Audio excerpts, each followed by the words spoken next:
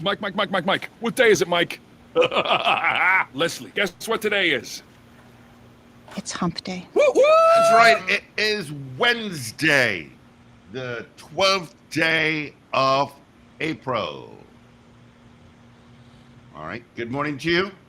Thank you so much for joining us on Power 102 Digital. Good morning to you, wherever you are. And it's supposed to give the time, right?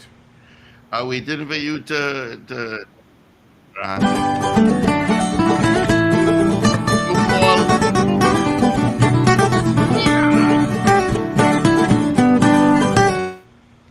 You're supposed to give the time, Steve. God. 6 minutes after the hour Not of six. after, during. Hold before. on. Let's do this again. Let's go back in time. All right, but it is 6 minutes after the hour of 6 o'clock.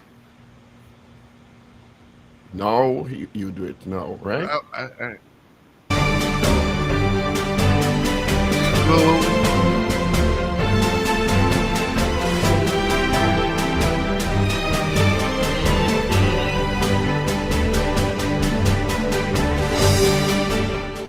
Yes. Good There morning, we Trinidad go. and Tobago. Why are you sounding so soft this morning? I am. Yeah. Let me increase the gain in the mic just for you, Steve. Yeah, just a tad. Just a tad. Let me good help to you go. out with that. Yeah, I just don't a know, tad. you're so demanding. I don't know. Is that better? I didn't hear a difference. Is that better? That sounds better only when you raise your voice, but yes. Sounds good. We'll work with it. Well, yeah, no Thank you. choice, right? Yeah, no choice. But thank you so much for joining us this morning on the Paul Breakfast Show. Of course, Paul Richards, he's yapping on the side. Richard Raghubar Singh, Wendell Stephen, somewhere. Ruben, he's on the couch, 1 foot on the back of the chair and 1 foot on the ground. That's how he sleeps. My name is Steve Khan. We'll keep you company until 9 o'clock this morning. All right, but let's get straight into it. Let's see what's happening traffic-wise. It was extremely light coming in this morning. Extremely lighter than yesterday. I couldn't believe it. I have nothing to tell you about. Nothing. Let's say that next week. No, that'll be a totally different story. But I got nothing to tell you about traffic-wise. Let's see who's on this. Hello is via our mobile app and our website at paul102fm.com. Let's see. All right. First off the gate this morning, we got Ken E. Good morning. It's hump day already. It is hump day. Trevor Narima, good morning, Garth. Celia out in Valencia. Good morning, Garth. Popped into the Pet Butler yesterday. Miss Ingrid in Tucson, Arizona. DJ Ray out in Tampa. Oliver Man Warren, Sankofa. Maria Marva. Good morning to you, Maria. Hope all is well. Ms. Maloney Dudu, good morning. DX, good morning. CJ from New York. Charmaine from Arima. Morning, Charmaine. Hope all is well. All right. Take a look at what's happening temperature-wise right now. I'll give you a weather forecast. Let's see. Oh, really? Really? Okay. It is 22 degrees at Piarco International Airport, 24 on our beautiful sister isle of Tobago that is not sinking anymore. It's not. It's a warm 11 degrees in Toronto when it's minus 30-something and 20-something. 11 degrees is like summer. Miami, 22 and windy. Orlando, 19. New York, CJ, big guy. Wear shorts. It's 16. 16. Atlanta, you're at 7. London at 10. Tampa, 19. Washington, 12 degrees. All right. So add some temps. Of course, let's see what our weather is going to be like for today. I can predict it now. I can tell you what the weather is going to be like for Trinidad and Tobago. Yep, mostly sunny conditions interrupted by some light showers in a few areas. Maximum forecast temperature for today, says the Met Office, at Piarco will be 33, 35 in Port of Spain, and 31 in Crown Point in Tobago. All right? Of course, tomorrow is going to be same as today. Friday, same as today. It's going to be a scorcher. But good morning to you, Paul. What's happening? Morning, Steve. Morning, everyone. Morning, those of you who are listening on poddigital.com and those of you on Facebook, LinkedIn, and on YouTube. Mm-hmm. I Morning to see. Michael Ambrose in New York. Riri, everyone has locked in. Yeah, where's Logged Ray in. Ray? I didn't see a message from Ray Ray this morning. Okay. I see the Ministry of Works and Transport been busy overnight, boy. Is it fake news or is it confirmed? Uh, um, you're talking There was about a rumor going around that a bus went over North the Coast Road. yeah, I close to the stress a Maracas River. rumor, which has not been confirmed, which I suspect was fake Well, news. it apparently it's fake news. It was an SUV that went off the road and flipped. So it didn't go down the precipice. It went down a road, a dirt track, and um, it flipped. And there was a group of people, 20-something people, I do believe, I could be subject to correction, 22 of them, individuals were on an excursion, and one vehicle just veered off. Apparently, the lady who was driving lost brakes and veered off the road. Um, you know, instead of going on the precipice, a smart move, and hit the embankment and flipped. So hopefully everybody is okay. How do you go from um, uh, A bus to a a SUV? bus to an SUV? I Yeah. have no idea. I don't know, but I actually had some people up there, and they told me that it was a bus that went down, and I said okay. So then I was making some calls, but nobody knew about it until afterwards, and then I came back and I saw that it was a SUV that went down, not a PTSD bus. So Misinformation is palpable. yeah, but you know, as I say, PTSD, I don't know how PTSD is being run. And I say that because on public holidays, there is no bus service. Which I can't understand at all. No, I One would don't. imagine that there are people who depend on buses to get to excursions, There, beaches, etc., because their there are family, people that they depends want on to the take their PTSD. families. Not only that, Paul, let's use Carnival, for example, where the prices doubled. Why? Exactly. Why? I don't know. I don't know. I don't know how the PTSD runs. I, I really don't know. That's all I can say. I can't put words to it. That's astounding. Yeah, I don't know. I really don't know. But speaking of Ministry of Works and Transport, they're busy. When you come into Port of Spain today, Paul, and if you decide to come into Independence Square, let's say from Riverside Plaza, you can realize that the westbound or the southern side of Independence Square, most of it has been graded for repaving, including, is it Charlotte Street, the one by HTC? Is that Charlotte? But they did St. James recently, and they've been doing Yeah. other areas, so I'm not surprised that finally got around to Port of Spain. Yeah, so, gosh, I don't know, yes. Well, at least they're working. Yeah, well, We've been local blaming, government we've been elections coming up. talking about the potholes and the uneven road in Port of Spain for a while, so I guess you can't say it's not good news that they've started doing some sort of rehabilitative works on the main streets in Port of Spain. Mm-hmm. Because we've been complaining about it for a while, so I don't know. Yeah, it's for years actually complaining about it, and yeah, at least Wasser's getting all the leaks repaired and to be paved. Because there were so many leaks in Port of Spain, I made so many calls. You just need to patch it now. The one right outside the office, it's a trench.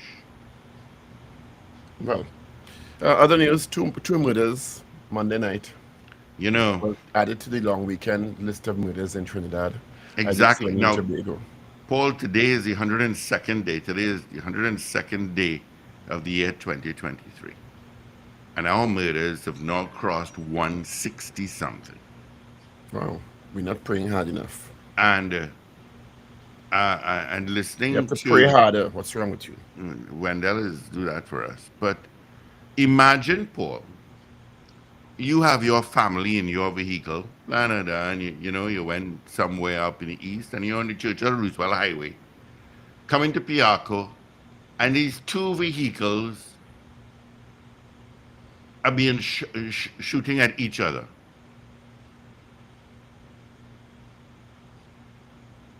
When you say two vehicles shooting at each other, what do you mean? Well, there were the two individuals in the Elmira. It is alleged that a Mazda 6 pulled up next to him and opened fire with a high-powered weapon. They turned into BWIA Boulevard, and it continued until the two deceased in the Elmira. Okay. But you're driving on the roads. Oh, so the police, I thought it was a police shootout with the guys. No. So the police found the guys dead in the car. Correct. After the shootout with the other car. Correct. An innocent car, an innocent vehicle was also shot at. Fortunately enough, nobody was injured. But I'm going, this... And I had a convo with an individual last evening. And the individual is telling me that they don't know where TNT is going. It seems like the gangs are overtaking now. How is that news, though? Well, it's not news, it's fact now. Exactly. The conversation is not one that is alien to people in the last 10 years in this country. No, but imagine, look, Richard is in his car right now. And he's going to pull up somewhere. And these two guys are going to shoot at each other. And Richard is doing his normal stuff. And his vehicle is shot at. I don't know. I don't know that's going to happen this morning, but it can. It can, you never know. That's a bit I rebuke you in the name of Jesus. That's a bit of a stretch. There he goes. All right, Paul, in comparison to Richard, you're very low. Well, I don't know why. Yeah, just drop a little gain. You're not as crisp as you normally sound. Well, let me see if I can adjust this mic. Good morning, Richard and Wendell. Wendell is somewhere. Wendell is here? Hey. When, what's happening, bro? Wendell? Well, okay. Maybe his mic is off or something. Good morning, guys. Good morning, Trinidad. I don't know. Am I being heard? Okay. Yes, you are. His mic is off or something. Good morning, guys. Good morning, Trinidad. I don't know. Am I being heard? Low mute. Yes, you are. His mic is off or something. Yeah, we're hearing you now, Wendell. Am I being heard?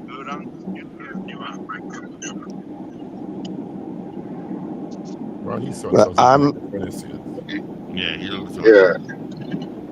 Yeah, like he has some microphone, something. Yeah, but we're here. By the way, good morning, guys. Good morning, Trinidad and Tobago. Good morning to our listeners wherever you are across the planet, and welcome to the Power Breakfast Show. Good morning, Richard. And when Wendell saw such a story to add him back to the field, but for some reason we not him, Yeah. So what's happening? What happened with that incident, Steve? I don't know if you addressed it already. That you sent me concerning the bus. Yeah, it wasn't a bus. It was an SUV. Oh, it was an SUV. Okay. Yeah. But then it couldn't have been 20 people. No, it was 20-something people that went on an excursion. So it had a few cars, and one of the vehicles apparently, allegedly, lost brakes and veered off the road and eventually went on an embankment and went upside down. Oh, so it didn't go over the No. precipice, so to speak. Okay. Yeah. Hopefully everybody's all right. Yeah, hopefully. Apparently everybody is all right. They're just shaken, not stirred. Yeah. Imagine it would be a scary event if you're in the vehicle. And it's scary for the people watching who are in the line too. The line of vehicles following it. Yeah, but the last time I went Maracas, that road really needs some attention. The barriers, guardrails, the signage. And you would think that that is a no-brainer, simply because it's such an obvious tourist point in terms of a Trinidad perspective. And I'm talking Trinidad and Tobago here. From a Trinidad perspective, it's very much a local tourism point and for local for inland tourism. How would you call that for local tourism? Yeah, because Because when cruise and- ships come into the country, they have their excursions to go to Maracas Beach. They get their maxis. The travelers go on the maxis and they travel to. Well, the point I was trying to make is that it's a even if they weren't coming, it's a tourist for internal tourists, for local tourists. If you're learning, point. it's a major recreation point. That's a better word. It's a major recreation point for Trinidadians. Yep. Families. So you would think, and I think it is recognized. That's why they've spent so much money on enhancing it. So you would think that the road too would be a priority. And the safety of the barriers. Yeah. What seems when you're back now? Are you better? Yes, I'm actually hearing you guys now. I had to log out and log back in. I don't know what happened. So good morning, guys. Good morning. Hope you all had a wonderful Easter. I know I did. What's the weather where you are? It's freezing. Put your camera now. Let's see. How is No. how is President Biden and Prime Minister Sunak? How are they? I should say. I would imagine Prime Minister Sunak is doing well. Did they make time to see you yesterday? No. Yesterday I wasn't anywhere near London. Yesterday I was in France actually. Well, I knew you're in Europe organizing that global summit with the President and Prime Minister of the UK. Yeah. But happy birthday to Tony Fraser. Yeah. Happy birthday, Tony Fraser. Should we call him? Okay. Happy birthday, Tony. Let's Tony's about 208. Oh, behave. Tony's alive. What? Tony's alive. No, Why? Yes. how could you say man is over 200? We could say the man is 208. Come on. He's Wait. not a day over 150. Anyways, in other news, and I wait a weekend up, Tony. We haven't So heard from Tony what we Fraser should in a do long, is- long time. Tony, you keep doing that and putting people on there without telling them, Steve. It's It's very Tony Fraser. inappropriate. It's There you inappropriate. Mm. You put the answer the phone and cuss you. Paul, you're really low, you know. Check that, check your EQ or something. But he's either low or soft. Yeah, well, let's use the term, oh, jeez, on age. All right, we didn't get him. Yeah. Paul, I actually had a chance to really spend some time in Amsterdam. I actually spent 3 days in Amsterdam. So I went to all those places that you so love. You're on mute, Paul. Yeah, he's on mute. Your Paul? lips are moving, but nothing's coming out. You could tell he up to mischief though. I don't know what he's doing. He's putting up my face. That's what he's doing. No, your face has been there all the time. Your face No, is- I didn't have a face. I just saw it though. Paul, I'm only hearing Steve. Is Richard talking? No, I was listening to your Amsterdam story. let's yeah. hear Amsterdam story. Well, Amsterdam is, as I said, last time I just passed through. But this time I had a chance to spend some days in Amsterdam. You know, and it's everything people say it is. Really? Really. Those that red light district, as I Do they say, pay attention? Don't they? Was that Richard? What's going on? No, I was saying, don't they pay attention to how their cities and towns? Oh, Don't they pay yes. attention to how their cities and towns look? Oh yes, absolutely. Absolutely. Say no more. Absolutely. You know? You will see the homeless person here and there. You'll see the odd piece of paper on the ground. But the infrastructure is such, and the signage and so on, you know. Amsterdam is probably a little more confusing than other places in terms of signage. You know, their road network is very, very peculiar. they are very narrow roads within the city and so on, you know, and not very clear demarcated roads, but as I say, the roads are such a high standard in terms of the quality and so on, you know. But yeah, I mean, the tourists all over the place, you know. It's just people, and it's cold, but guess what? That doesn't stop any people, no? And we're here, you know.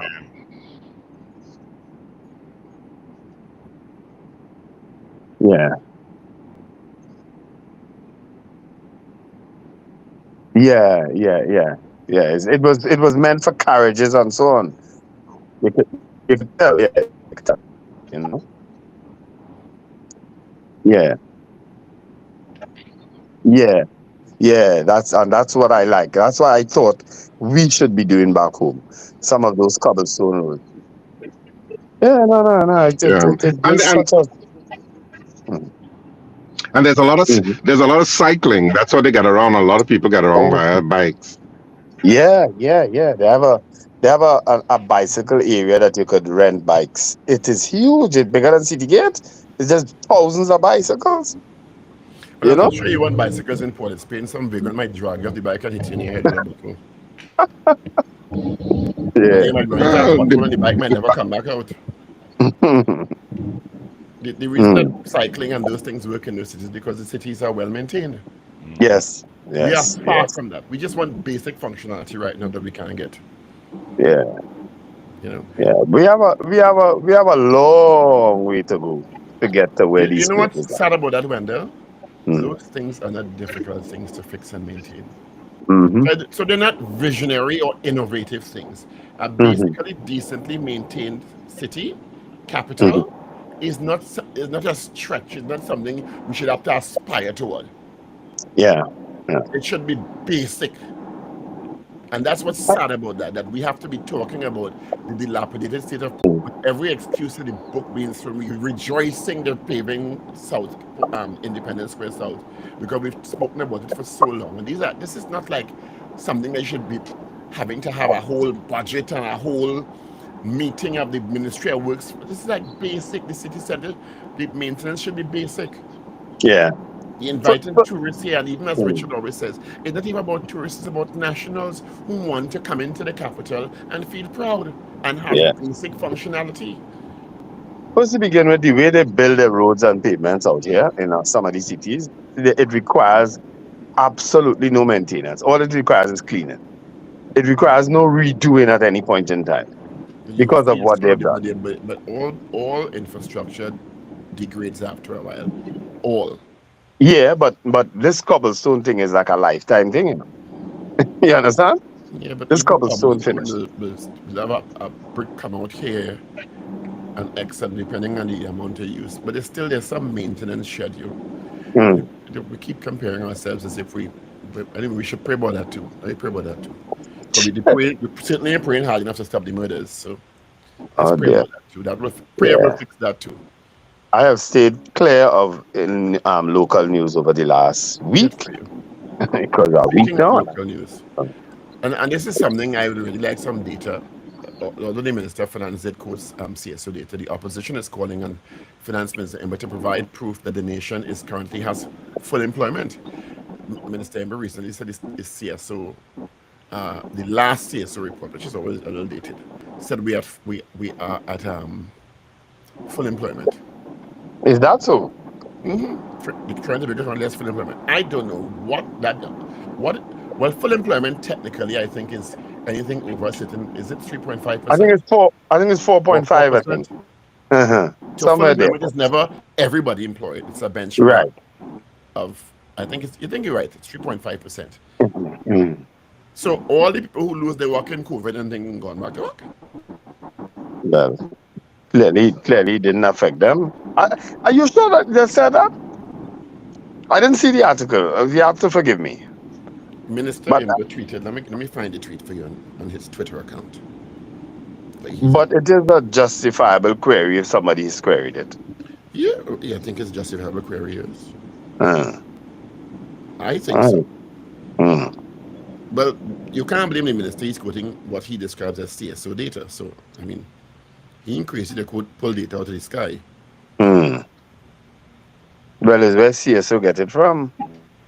Because I know that they've been moving around lately. I don't know, Richard, they've been in Arima a lot lately, coming to households to find out what's happening, doing that normal survey thing.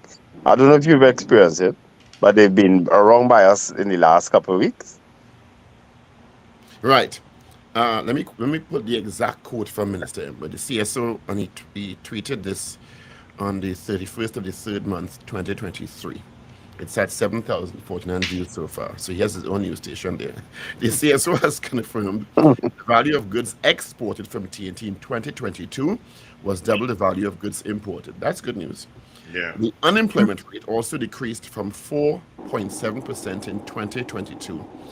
And the economy grew in the second quarter of 2022 by 1.2%. Yet, our media has no interest in this good news. Let me see what else he's tweeted. When I ain't seen that tweet, buddy, the CS, but the unemployment rate. But that's the tweet I remember he tweeted recently. So I didn't see him put a tweet about the employment rate. Because you would think that will be headline news if somebody said that. You think so? Well, especially if a minister of finance who's been sharing good news about the economy lately. You expect that if he said something like that, it will be front page. You're editing the newspapers now? But that is a big thing, Paul. Full employment in a situation that we just came out of, but we're not even out of it yet, COVID. But I'm looking on the CSO website now and I'm not seeing that. So anyway, the question I was going to suggest is, do you think TNT is I would want to agree with you there, Wendell. That he certainly went into some tunnel. It will probably fall into a pothole. Yeah, a cobblestone hole. No, we are. Richard, where are you? It's just a normal, everyday pothole,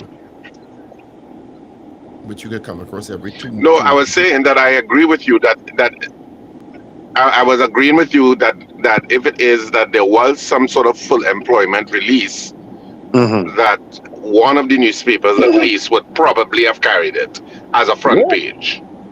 Yeah, that's big news.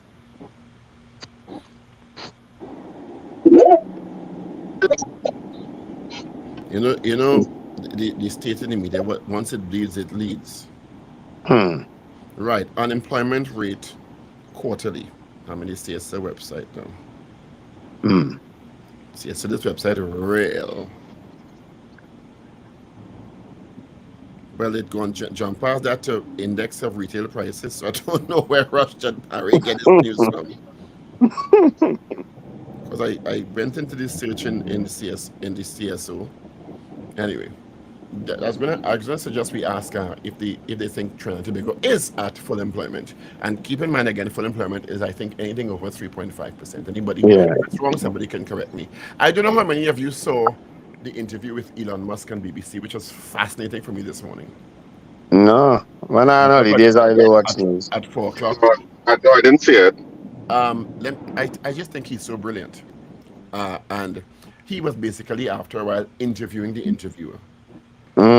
And he spoke, the interviewer, in a wide range of topics, spoke about why he had to downsize the workforce in Twitter from 8,000 to 1,500. He said Twitter was losing, I think it's almost $3.something billion annually. It was heading for bankruptcy. He said they're about breaking even now. But also, I mean, the interviewer challenged him on misinformation, and he really said, well, what is misinformation? He said, if you look at the media landscape, you'd think it's a no-brainer, but misinformation to one person is not misinformation to another person based on your allegiances. And we've seen that in Trinidad and Tobago. There's some people, depending on who says it, believe it, think it's information, but we know about accurate information. So even that misinformation thing we would think is a no-brainer, but it's actually quite shrouded in political, very often perspective. He also said that they asked him why he let Trump back into Twitter. He says he made a really profound statement. There's something Richard always says. He says, in the interest of what he described as free speech, and he qualified it by saying free speech should also be within the law and not inciting violence. That you have to allow people who you dislike and disagree with on platforms, otherwise it's going to be a waste of time. If you are so against opposing ideas and thoughts that you only want to hear your perspective, or people who share your perspective, or people you like, it's a rabbit hole we'll never recover from. So he said while he voted for Joe Biden, he didn't vote for Trump.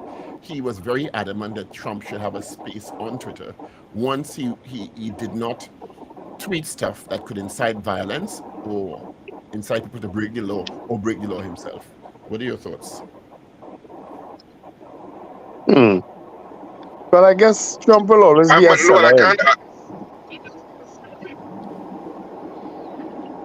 I mean, I can't argue with the philosophy of that and what free speech represents, because free speech will always, once you allow free speech, there will always be people you disagree vehemently with.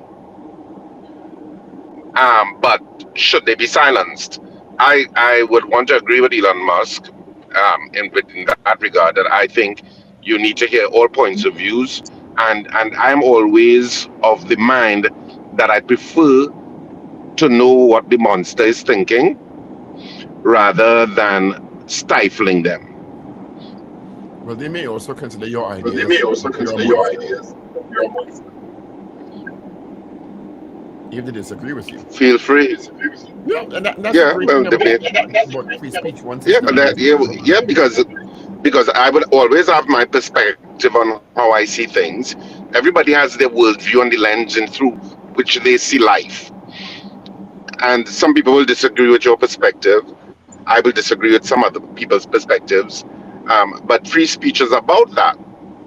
Now, if it is that you're inciting violence or along that line, or become a threat to national security, then there may be some parameters within which there may have to be some restriction, or if not a restriction, holding you accountable for what you've said. Mm. on the other side, And what that has caused. was a little weak because Elon Musk has been known to arbitrarily block people who just because you don't like what they say. Yeah. Well, On the other side of it. Elon Musk, even though I agreed with Elon Musk, I don't think that he is any benchmark of free speech, of being a free speech advocate. No, he's not. I think he comes to the table with very much with clay legs, so to speak. Well, you could see why he would not have a problem with somebody like Donald Trump. Well, no, he said he didn't vote for Trump, but he doesn't have a problem with Trump's perspective, even if he disagrees with it. So he said if he was a Donald Trump fan, he'd have voted for Donald Trump.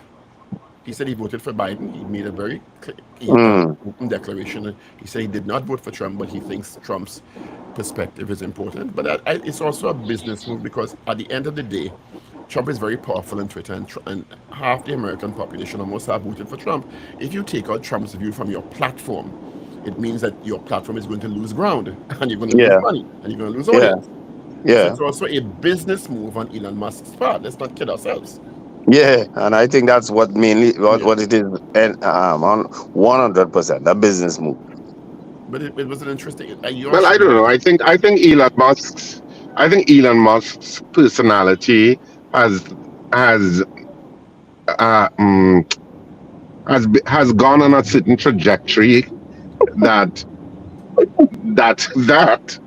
has cost him in Twitter, in that I think he has lost a lot of Twitter for a lot of people using that platform. Well, he says if the right person came So, out tomorrow, if what? Richard, I think there's a feedback coming back from your vehicle. From your vehicle speaker, I think there's a feedback coming back from it. Okay, I don't know why. Yeah, you're getting it. Yeah, we are hearing ourselves speaking to you after we've spoken. In other words, when you're speaking, we are hearing ourselves still speaking. I think that I suspect it's from your vehicle speaker. Anyway, he said he'd sell it instantly if the right person came along. I don't know what the right person means. Again, shorter than Elon Muskism. You know? Is he baiting somebody to put out some money or what? Well, first he said he has buying. Elon Musk is very, very intelligent and knows how to play the markets very well. Mm. You understand? So I think he's a businessman above all else. If he bought Twitter for $40 billion and somebody offered him $60 billion tomorrow, he would weigh the pros and the cons, and if it's really a profit he's making, given what he's had to invest to stabilize it, and sell or not sell. He's a businessman. I don't think he's emotionally as attached to Twitter as he is to Tesla. You understand? Or SpaceX, because Twitter is just something he bought. It's just an acquisition. It's not something he birthed like Tesla or SpaceX. Yes, yes. So it's all business to him. It's primarily business to him. But it's astounding how you should look at the from the pack. When you always know when an interviewer is intimidated by somebody, because the interviewer let himself be interviewed several times, and he when the interviewer was asking him about Twitter, he said, "Well, it's a BBC interviewer, journalist. BBC has put out false information and fake news before." He said, "Not intentionally." He said, "Are you suggesting I intentionally put out fake news on Twitter?" He says, "Twitter has moderators." He says, "Fake news and misinformation has been broadcast to the BBC before, probably not intentionally. So who is the arbiter? The BBC can't be the arbiter of Twitter."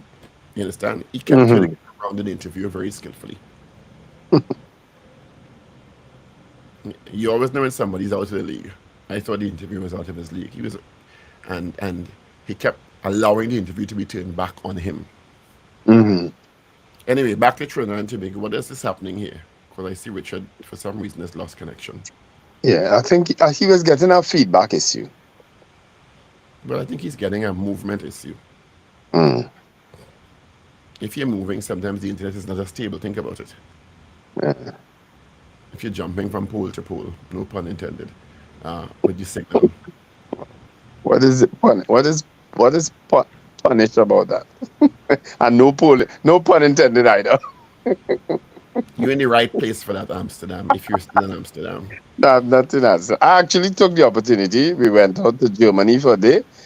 So we went to Mönchengladbach, and we also went to Belgium, in Brussels in Belgium for a day.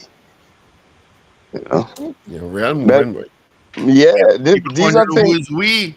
These are things I've always wanted to do. Trust me. Life is short. Yeah, Life is short. One life, live it. You put off these things and put them off, and before you know it, your life over. Yep. I was just do what you want to do now, because you never know when you won't be here anymore. Yeah. I was reading that next year. You ain't too sure these days. This morning I was reading a very sad story about a young medical student who passed away over the last, I think it's yesterday or the last couple. No, she passed away in February. February, yes. That story pained me, because she just went in for like a simple pain. She was getting pain, and she was prescribed something called Pepidine, and 4 days later she's dead. You know, the parents are heartbroken. You know, it's just a sad story to read. You know, when you read those circumstances that, and of course they're looking to see if they have a lawsuit to file on the medical board. Well, they have a right to know what led to their child's death. At the lower end of it. And we all know how the medical fraternity can be in Trinidad and Tobago when you close ranks where information is concerned. Yes. So it's not. I would be very much like when you invest years into your child, you love your child, you educate your child, you're looking forward to your child getting married, having children, you seeing your grandchildren. This is what your life, and your life, a huge part of your life, probably the most significant part of your life, has come to an abrupt end in a tragic way. Yes. So they have the right for answers, and accurate answers too, because I have heard about enough cases about people losing loved ones in the healthcare system with no answers forthcoming. Yeah. That's why I always Lord Karen Nunes to sheriff for taking them to court Yeah. Yep. and winning. I mean, thank God she had the means to do it, but I mean, and not everybody does because they Yeah. can really railroad you, you know. Yeah. Well, you actually dependent on a doctor to say another doctor is wrong, eh? At the end of the day. A colleague, a friend, Yeah.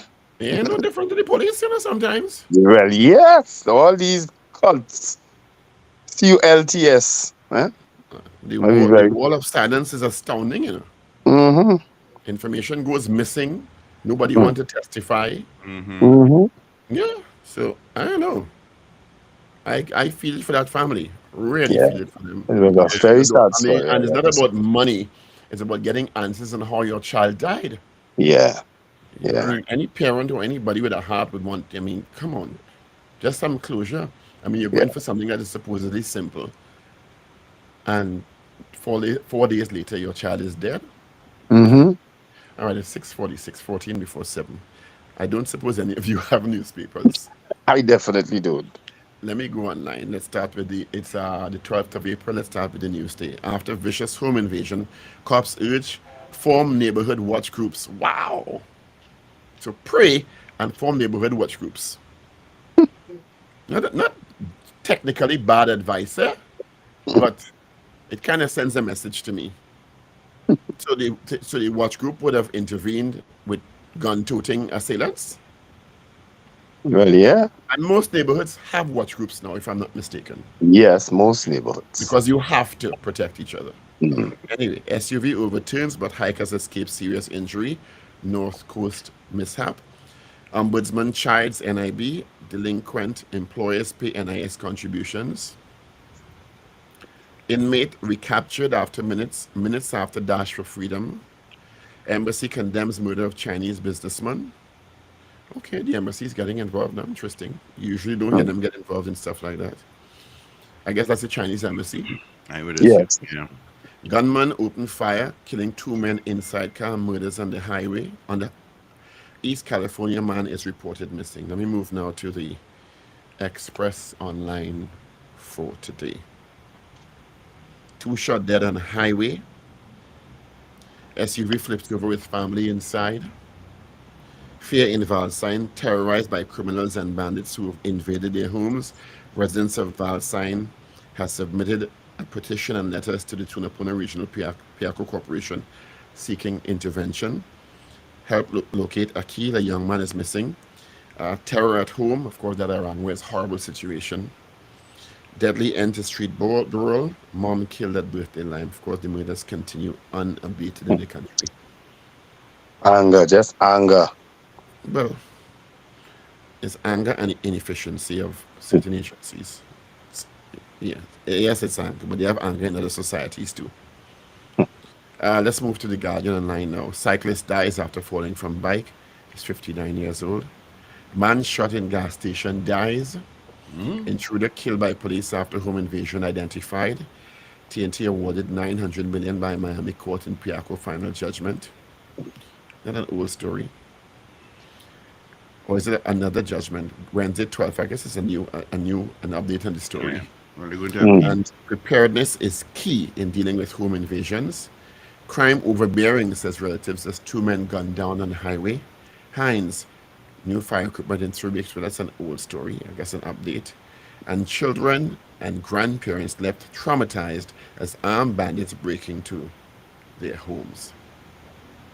So those are Yeah. trending stories in your Express, Guardian, and Newsday for today, Wednesday, the 12th of April, 2023. All right. Of course, before we get into this morning's poll, let's get the results of our poll from yesterday, where we asked you, should the cabinet be removed from considering the award of senior councils in Trinidad and Tobago? That was our poll yesterday. The final results. 87% said yes. We have 2 options of questions this morning. One, the employment figure. Do you think TNT is at full employment? One. Or I think it should be more related to the crime because it's just so overbearing. Yeah, and we have Pastor Dotton coming up next Do you hour. think neighborhood? Well, if there's a rhetorical question. Neighborhood what can make a difference, but how much of a difference? Do you have confidence that anytime soon this crime wave will be curtailed? That's the question I'm suggesting. Yeah, we could do that. Yeah. You know, Do you yeah, do you let's have do that, Paul, confidence because that this crime wave will be arrested in the near future? Yes or no? yep, 222-8255. North Americans got a toll-free number for you. Yes, I did say toll-free. 866-525-1099. All right? That's our number directly into our studio. Don't forget, you can send us a message via many portals, our mobile app or our website, on YouTube and on Facebook. All right? So you can say yes or no. We love to hear where you are messaging us from. All right? What your location would be. All right? So let's get those calls in. Let's get those hits in. Once again, our morning poll. Do you have confidence that the current crime wave will be arrested in the near future? Yes or no? All right? That's our poll. You have confidence our crime wave will be arrested in the near future. Yes or no? That's our poll question. But Steve, you have to take notes as well. They're taking notes this morning. I can do it with using actually. I have a thing here I could use it. I'll just count out. I can't write yes or no, but I can do it. I can do it. All right. I can do it. Well, But for sounds good, those who messaging me, I'm actually using my phone as my device today, so don't bother to message me, please. Or don't expect me to read your messages because I have to use my phone, right? Yes. Yeah. All right. Go ahead. 228-255-6. Well, not 612, but toll free 866-525-1099.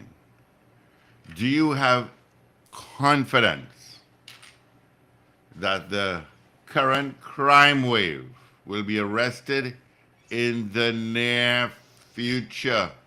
Mm-hmm. Home invasion. This Easter weekend was terrible. Today is the 102nd day of the year. Yeah, that is a worrisome feature of And what is happening. Right? we had 160 something. It's always been a worrisome thing, but it's getting a little out of hand now. That is your home invasions, where you can't even leave your front door open, you can't even be safe in your yard. I'm always mindful of that. H.S. Wilson says definitely no. Total incompetence all over. Well, incompetence by whom? But they gone political. This is not a political question, you know. Could be the police they need. Why jumpy so? The Why? confidence in the Because police. I know some of our listeners, you know. I know them well, you know. In part that into the man's thing. Incompetence is generally the police people think incompetence. You just jump out yourself just so. Relax, stay on vacation. It's midday where I am, you know. I ready to eat. So go back to Amsterdam and eat. Nah, I eat enough there. Wow. Enough there. Enough there, what? I eat enough. How was it? Let me tell you something. Amsterdam is an eye opener. For people who don't know, they need to go and experience life out there. You know, I mean, other places they go to Germany or go to Belgium and things. Those places are nice, but you see, Amsterdam is a tourist paradise. Anything you want to do in Amsterdam, you could do it. Alistair Hart says no. We gotta know. So, all right, got some messages on my board as well. Let's get into it.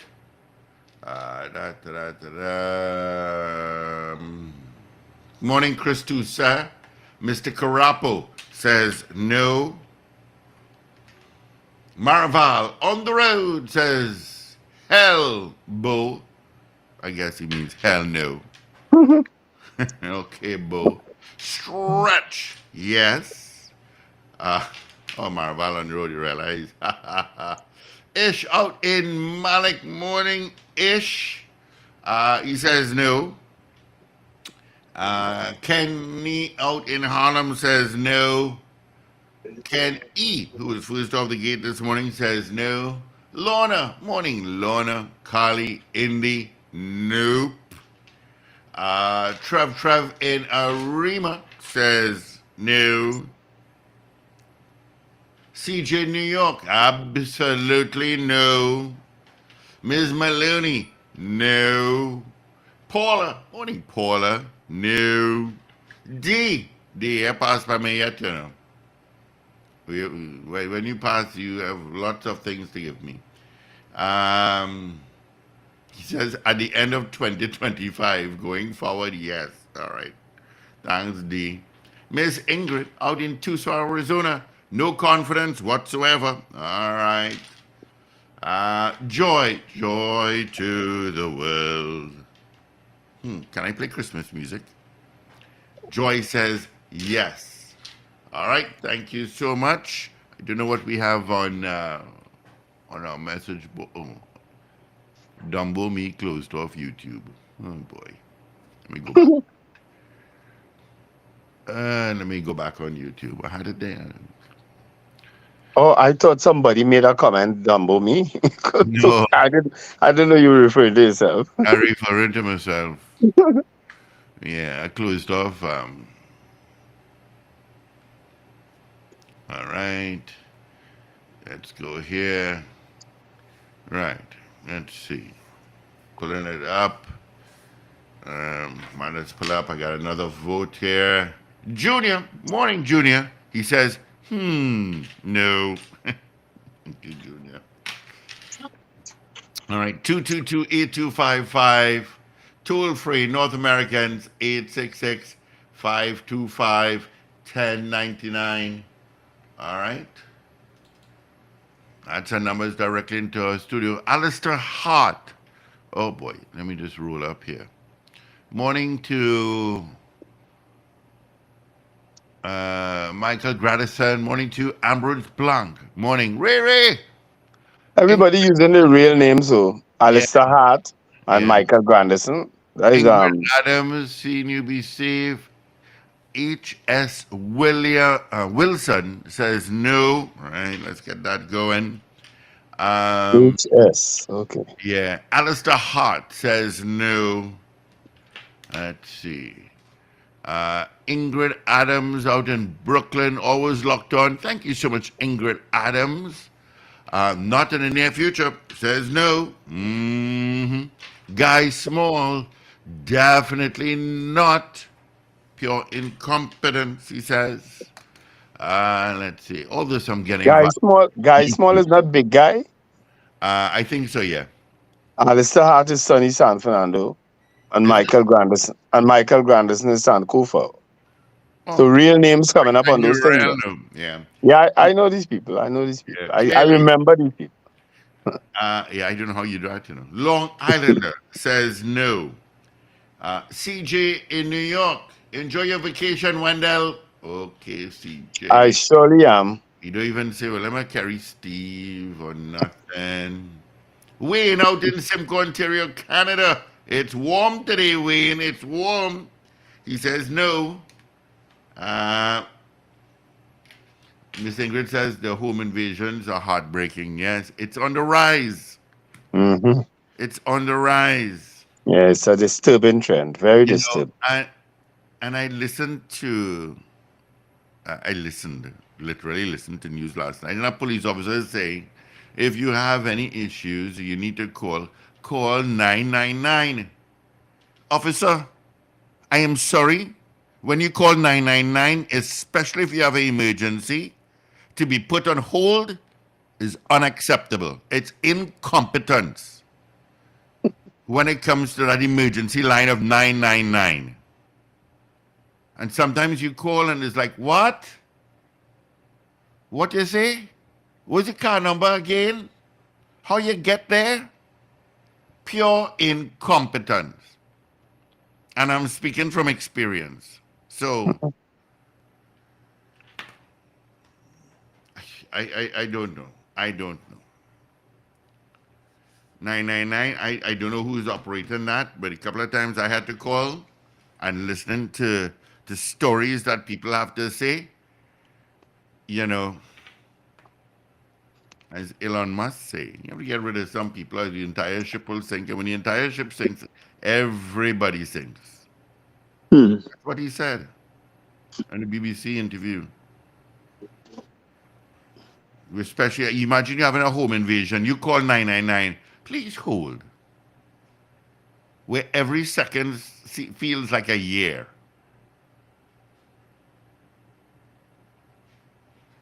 I don't get it. It's I don't know. Yeah, so 222, let's see. Oh, we're heading towards news. But we remind you for our poll, do you have any confidence that the current crime wave will be arrested in the near future? That is our poll. It will stay up. You can vote right now because AV is in. And you can vote online right now. And I'll tell you the results from this morning. And of course, we'll have Pastor Dotton joining us shortly. All right. Wendell, we'll go on a pause because AV is in. All right. All right. So let's get into our major news. This is your news bulletin from Power 102 Digital. The state has been awarded almost $1 billion by the Miami courts in government's successful Piarco civil assets forfeiture case. One day after he was killed by police after a home invasion at Aranguez, a suspect has been identified. The TT food import bill placed at $1 billion, and the opposition calls on the Ministry of Finance to provide proof to the nation that Trinidad and Tobago currently has full employment. Details in a moment.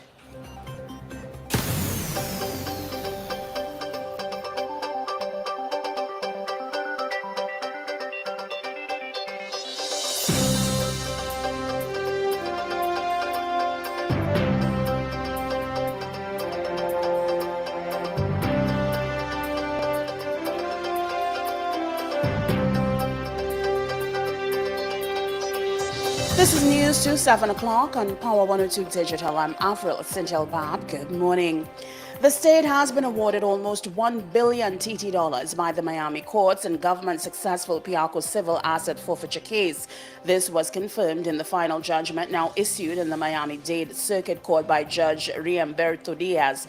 The defendants in the matter, businessman Steve Ferguson, former Minister Brian Quaitong, and U.S. businessman Raul Gutierrez Jr., now have to pay the state U.S. $132.5 million, or TT $900 million. However, they have indicated that they will appeal the ruling. The state had alleged that Ferguson, Quaitong, and Gutierrez had conspired with others to corrupt the bidding process on 2 construction packages, as well as the maintenance contract for the Piarco International Airport. One day after he was killed by police after a home invasion at Aranguez, a suspect was identified as Raquel Rahim Mason of Eastern Quarry, Laventil. Mason was said to be part of a 6-man group which robbed the Ghani family on Easter Sunday of cash and valuables. While the robbery was in progress at the house in Rablal Trace Extension, the police were alerted. They responded and intercepted the men as they attempted to escape. Mason was reportedly killed during the confrontation. 2 men were shot dead on Monday night, continuing the bloodshed over the Easter period. Police report that at about 8:20 p.m., officers responded to a shooting along the westbound lanes of the Churchill-Roosevelt Highway near Oropoon Gardens, Piarco. On arrival, they found the bodies of 2 men inside a beige Nissan Almera, which had crashed into a metal barrier. The dead men are Shamba Chandler, who was a suspect in several shootings and murders, and Carlsbury Lewis, also known as Berry. Checks done earlier this year revealed this country's import close to $1 billion in goods. The region's food import bill was placed at $6 billion. These figures were revealed by President of the Supermarkets Association of Trinidad and Tobago, Rajiv Dipti. Speaking during the Power Breakfast program on Power 102 Digital yesterday, Mr. Dipti said the goods are purchased in United States dollars. Mr. Dipti recalled the commitment given by CARICOM last year to reduce the Caribbean's food import bill by 25% by 2025. He said finding product substitution is an area which should be explored in a bid to reduce dependence on imported goods. I think it's very ambitious when you're looking to cut $6 billion across the region by 25%, because it's going to be significant cuts across the board. So there's the appetite right now for significant import substitution. Is it that we're going to get that product displacement coming from within Trinidad and Tobago? I'm not entirely sure, but we are working on our part to ensure that. Meanwhile, he says many local manufacturers have indicated they have been absorbing the cost of goods imported into the country in a bid to cushion the impact on consumers. He's predicted in the next 3 to 6 months, the public should see a drop in the price of some items. Mr. Dipty said the ongoing war between Ukraine and Russia continues to impact on the food supply chain, and this situation, if it continues, will continue to influence the development.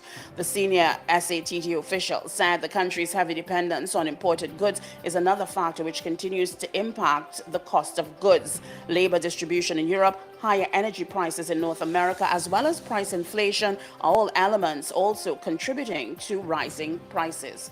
North America in particular, where the bulk of the food that we import comes from, has also had to contend with higher energy prices. So all those things are part and parcel of the equation. Is it that and they've also experienced significant price inflation. I think it's been 15 to 20% between the UK and the US. So it's something that as long as they're contending with, we're contending with, because we're still importing the bulk of our food from North America. You are listening to news on Power 102 Digital to 7 o'clock. The opposition is calling on the Minister of Finance, Colm Imbert, to provide proof to the nation that Trinidad and Tobago currently has full employment, according to Central Statistical Office data. Member of Parliament for Mayaro, Rushton Parry, says the National Insurance Board reports over 60,000 persons have been deregistered by employers, and skilled workers such as doctors, nurses, and energy professionals are fleeing our nation to greener pastures. MP Parry is calling on Minister Imbert to provide what he describes as concrete evidence to support his claims and to work towards addressing the real issues facing our nation. Well, finally, here is weather news for the period today until midnight. Trinidad and Tobago, mostly sunny conditions interrupted intermittently by some light showers in a few areas. Look out for a forecast maximum temperature of 33 degrees Celsius at Piarco International Airport and 31 degrees Celsius at Crown Point in Tobago. Currently, the temperature is 24 degrees Celsius at Piarco and 25 at Crown Point. Recapping your headlines to 7 o'clock, the state has been awarded almost $1 billion TT dollars by the Miami courts in government's successful Piarco civil asset forfeiture case. 1 day after he was killed by police after a home invasion at Aranguez, a suspect has been identified. The TT food import bill is placed at $1 billion, and the opposition calls on the Minister of Finance to provide proof to the nation that Trinidad and Tobago currently has full employment. I'm Afril Sintil-Bab. That was news to 7 o'clock on Power 102 Digital. Look out for more news in full coming up at 12 noon and an update coming up at 8 o'clock this morning. For more details, log on to power102fm.com. Up to date and credible. Power 102 Digital. All right, 9 minutes after the hour is 7 o'clock. Good morning to you wherever you are. Thank you so much for joining us on the second hour of the Power Breakfast Show on Power 102 Digital. Thank you so much. Quickly, let's just see what's happening traffic-wise. I know there ain't gonna be much. I know that. Let me just check here. Yep. San Fernando, nothing to tell you about. Heavy spot though is heading to Point Lisa, Vancouver, Riverhead Road. The Solo Uriah Butler, no problems.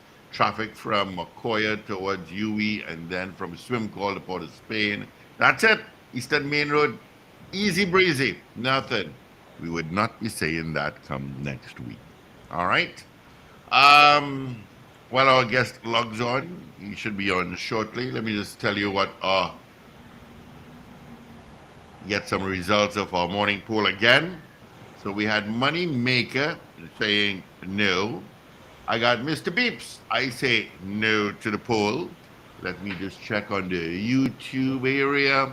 I got Slick Money Grip saying no. Okay. Any more coming up here? Let me just do a quick fresh and see what's happening there. Let's do that. What's happening anymore? No, Mr. Beeps. Have a good one, Mr. Beeps. All right, so our poll again. We asked you this morning, do you have any confidence that the current crime wave will be arrested in the near future? Well, all right. vote. So 25 people, 26 people voted this morning. 25 said no, and one person said yes. One person said yes, they expect to see a turnaround soon. So clearly the commissioner of police listened to us and she voted. And one person's 25 said no. She praying hard. But as I say, I don't want to mock the prayer issue here, but because I think we all subscribe to prayer at some level, you know. Let me tell you why I have an issue with it. Because it suggests we weren't praying before or hard enough before. Well, that could be true too, eh? Well, I don't know that it's true. And I don't know that more prayer is going to bring better results with policing. Well, more prayer wouldn't bring better prayer for policing. But more prayer might bring better results for the actual individual in terms of the life they live in. Well, this suggestion to me is flawed. We all know it ain't. Well, we all know it ain't gonna work for policing. I think we. So then why we just leave an acting police commissioner? Why we appoint a police commissioner? Yeah, I think the police commissioner, as I said, I don't want to belabor the point, but I think she missed. Well, she wouldn't say she misspoke because she doubled down on it after and said that she meant every word she said. But I think it's unfortunate that she took the view that we have to pray to get out of this crime situation. I think it's unfortunate. But to be fair, that's not all she said. She spoke about the strategies the police are employing. And the suggestion was from some quarters that was in the media hold on to the prayer part. But I don't know that the media could twist your words to the level that you didn't pass on at some level that the answer to what we're facing is primarily prayer. Because at the end of the day, other countries pray too. We have been praying for decades. We are a prayerful country, and it has not helped us. So it has to come down to effective law enforcement. And so that's the comment. No spinning and no twisting and no nice words could get away from that. Is either the law enforcement effective, and the criminal justice system working, and law enforcement being a critical part of it, or not? Yeah. Now, Ruben just sent me it's a robbery at a home in Davie. Unbelievable, you know. I sent it to you. A robbery. Yeah. Okay. So I will have to because I'm using that the group chat phone for this program. I won't be able to. I don't want to come out of it. I don't want to take a chance and come out of the app. No. You'll watch it after. Yeah. All right. Ah, boy, who's that handsome fella that's on my screen? Who is that boy? Adjusting his camera. Apparently, he had some makeup people and hairstylists and so on for this morning. Oh Lord. Don't encourage him in that, Paul. Morning, Pastor Dutton. Morning, Pastor Dutton. Morning. How are you this morning? Well, I'm telling you, it is a rough season. That's putting it mildly. Yeah, Very. It has been I haven't really stopped since Friday. I think I've crisscrossed the entire country, essentially on initiatives, to reduce the area of crime, and it's essentially prevention measures. And then you have the individual parent who would call you and tell you, come to my home, and assist me. All right. So when they tell you come to the home and assist you, what do they want you to assist them with? Well, sometimes they want advice. Sometimes they want a rehab center for their son, because we run a rehab center too.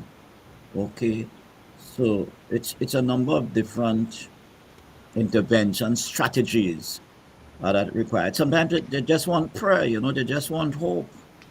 Well, I think you're the perfect person to ask. We were having a discussion just before you logged in. Yes.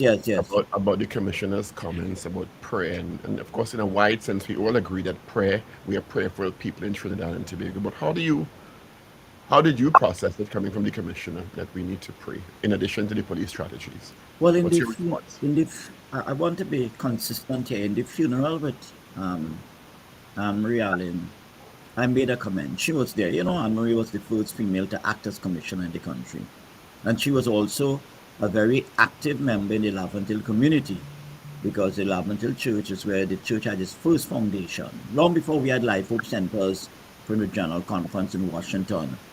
And I made a remark that I support the call for prayer, and I believe it must be accompanied by a nationwide call for repentance, because if you're just praying for, what you say, especially as commissioner, is vitally important, so that a lot of people are calling for prayer, but it has to be accompanied by a will to do what is right. And if you just say prayer, it comes like, God is a convenience tool. You're in a crisis, and without the necessary adjustment and character transformation and everything else. I have said before that a lawless and indisciplined nation cannot fight crime. So that you have to associate prayer with courage, prayer with taking, significant and sometimes radical action. Yesterday I had to respond to somebody who called for a state of emergency. I said, well, let's start with a curfew. The thing is, you see, what is up? The crime is penetrating into the communities and homes now. And I just heard Daily Knox say, well, like everybody's scared in the country. And that it might be true that everybody is scared, but you have a significant amount of people who don't feel safe. And I heard a comment this morning that people want to feel safe, and our leadership, political, religious, business, must engender that kind of feeling. But when you have home invasions... But not only want to feel safe, people have the right to feel safe. Yes, I agree. It has the responsibility to protect its citizens. That's a responsibility of the state. Of course. It's not a want alone. It's not a passing wish. If you're not alive, if you're not safe, you can't enjoy anything else in society.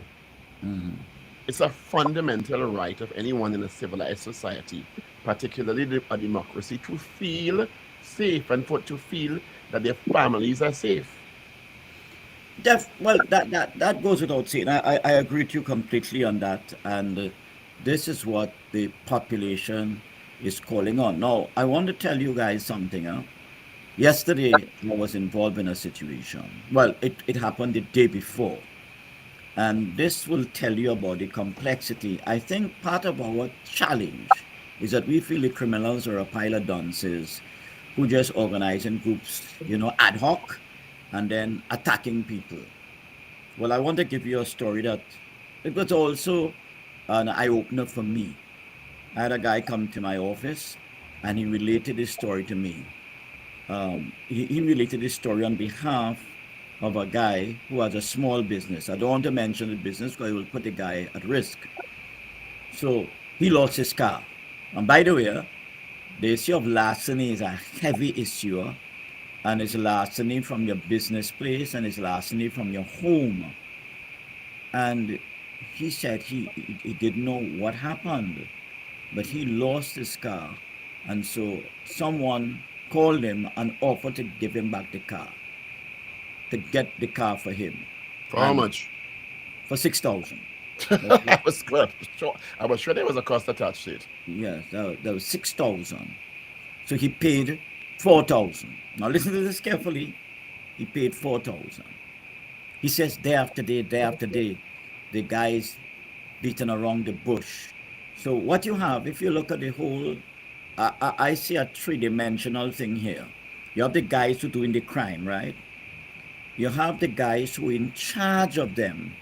And then below these two levels, you have the guys in the middle who they use to negotiate the money, the benefits. So you have a three-level, It's an extortion ring. It's extortion ring, correct. Now, he said for like 2 weeks, the guy beating him around the bush. He said, okay, he called a guy apparently who he knows in the criminal world commands a lot of respect. And he called him. He said, listen, I pay $4,000. The guy promised to get me my car. You know? Well, to cut a long story short, in no time at all, the guy called him and tell him, okay, the car is in Tobago. All right? And they cut off part of the roof to remove the GPS. So you couldn't trace it. Okay? And he said he went to Tobago, he and a team. They got the vehicle. The vehicle was missing the top.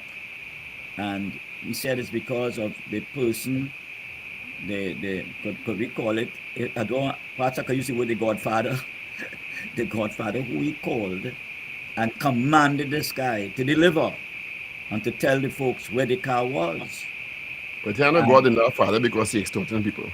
Yes, so that is what is happening there. So that what I want to say is, if you talk about dismantling gangs, you can't just talk about dismantling gangs as a group of 3 or 4 fellas or 6 fellas on a street block. There's a whole, multi-layered situation with the criminal empire. And there's hardly a situation, Paul and others, that you could intervene in this criminal crisis we have here unless there is some risk attached to it. Okay? Where it has reached now and allowed to reach. All right? I get in a song, I don't know where it's coming from, but. Yeah. I'm not sure. Okay. Where it has reached now, it is clear to me that the only, you cannot just look at it that way. You have to go for the ones who are in charge of the criminal enterprise. And I want to say, generally speaking, the guy is unknown. Look at the fellow who was shot. All right. I just heard in the news that he was well known to police and he was from Laventille. It's not always the case, though. You always hear that. And then they say, well, there's a difference between intelligence and evidence. Well, then don't go get the evidence. Mm-hmm. That's your work. Mm-hmm. If it's a common thread that when an alleged or an assumed criminal has been killed, you keep hearing, but this is not new to us. He has been known to authorities. He had a long list of X. What is it in your approach or your strategy or your skill set that is not allowing you to get the evidence to turn that intelligence, which you clearly have, because they came before several JSCs and spoke about they know the X amount of gangs and they know who the gang members are, and the gang members are transient and they're moving and stuff like that, and who they're involved with externally, internationally, in terms of international crime syndicates. Where's the gap in your skill set, your training or your application that is not allowing you to turn that intelligence into evidence to apprehend these people? Well, I want to also tell you that there's a moral gap, there's an ethical gap also, because when I interviewed a mother who had lost her daughter by the gunshot route, I went to the home because the guy was saying he ain't finished, coming for the entire family. And everybody in the community knew that. The guy said he was coming for the family. You know what the guy did? After he killed 2 of them. And I went down there with a team, and I could tell you it's a long time I never felt so naked. I use it naked in a symbolic sense. The insecurity in that home was something else.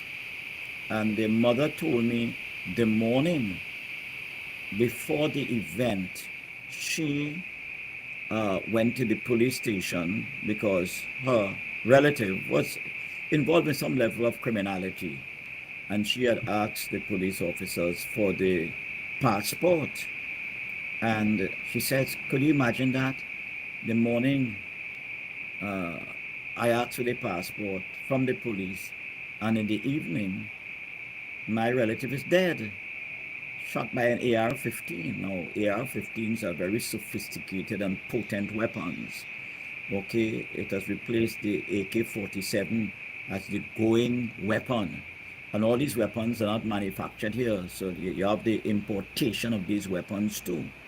Okay, because they're not manufactured here. I mean, AR-15s are potent weapons. And what was significant is that her relative had a bodyguard. They was that scared. The fellow, when he see the AR-15 weapon, he ran.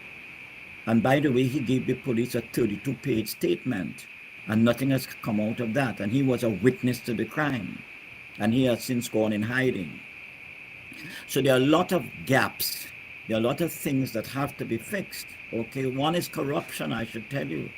I believe there have been accusations leveled at 4 arms of your security institutions: police, army, Coast Guard, the spaces in your coastline where the drugs are coming in and where the guns are coming in. I mean, it might shock you. It's amazing. And these areas are well known. I want to repeat that. They are well known. So your first question is very critical in terms of what is being done and what is the absence in the skill set. I feel it's a courage skill set the guys need. And then you keep hearing stories. The last one I heard was on Monday. I was in a previous hotspot and there have been some reductions because of community coming together, neighborhood watch, the police, the youth groups and what have you there. And a former prisoner who is now a pastor pulled me aside and he was telling me, he said, "Pastor, let me tell you something. A major challenge for this crime problem is the issue of corruption in our protective services, you know. You see, because that makes the gangster feel safe and secure." And I reflect on what you are muted, Paul.